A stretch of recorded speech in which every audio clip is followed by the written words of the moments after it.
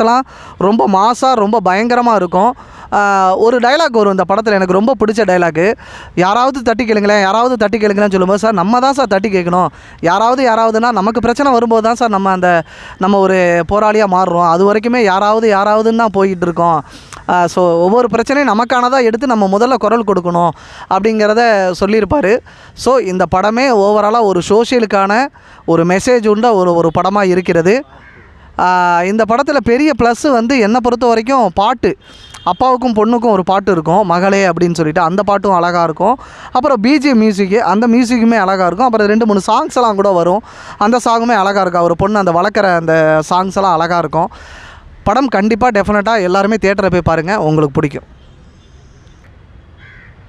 வணக்கம் அண்ணே, ஒரே நிமிஷம். அப்புறம் இந்த படத்தில் வந்து எனக்கு ரொம்ப போர் அடிக்கிற சீன்ஸ்ன்னு சொல்ல முடியாது. எந்த இடத்துலடா நமக்கு என்னடா கதை